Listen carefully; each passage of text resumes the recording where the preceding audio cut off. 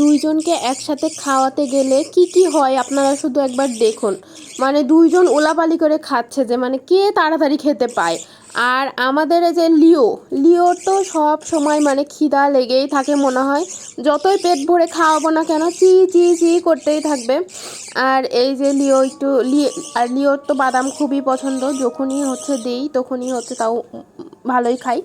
আর আমি কিন্তু হচ্ছে বাদাম হচ্ছে চাবায়ে একটু গুঁড়া করে তারপরে হচ্ছে দিই এদেরকে, কারণ হচ্ছে লিও একটু ছোট, তো ওই তো হচ্ছে মানে গোটা বাদাম খেতে পারবে না। আর মিকি তাও খেতে পারে কিন্তু হচ্ছে মানে ওইভাবে গোটা বাদাম দিলে পেট ভরে খেতে পারে না। আর এইভাবে হচ্ছে যদি দিই তাহলে সুন্দর পেট ভরে খেয়ে নেয়। তো হচ্ছে দেখুন কিভাবে খাওয়াচ্ছি, আপনারাও চাইলে আপনার পাখিকে এইভাবে খাওয়াতে পারেন, বুট বাদাম আপেল কমলা মানে যেটাই বলেন। হ্যাঁ, বাচ্চা পাখিদের ক্ষেত্রে মানে শুধু হ্যান্ড ফিডিংয়ের ক্ষেত্রে হচ্ছে মানে নির্ভর না হয়ে থেকে এইভাবে হচ্ছে বাইরের খাবারও দিতে পারেন, বাদাম বুট এগুলা, তাহলে হচ্ছে আপনার তাড়াতাড়ি হজম হয় না, অনেকক্ষণ হচ্ছে খাবারটা পেটে থাকে। আর ওই হ্যান্ড ফিডিংটা তো হচ্ছে অনেক লিকুইড, হচ্ছে নরম খাবার, তো হচ্ছে ওটা খাওয়ানোর পরই মানে অল্প কিছুক্ষণের মধ্যেই হজম হয়ে যায়, তাই একটু ভারী খাবার দেওয়াই ভালো।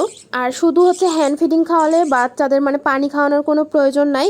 আর এই সব খাবার দিলে একটু একটু করে পানি দিতে পারেন, কারণ হচ্ছে পানি না দিলে আবার গলায় আটকায় যায়, হচ্ছে মারা যেতেও পারে। আর আমার লিও দেখুন কতগুলা খাবার মুখের মধ্যে নিয়ে মানে খাইতেও পাচ্ছে না আবার বের করতেও পারছে না, কি একটা অবস্থা।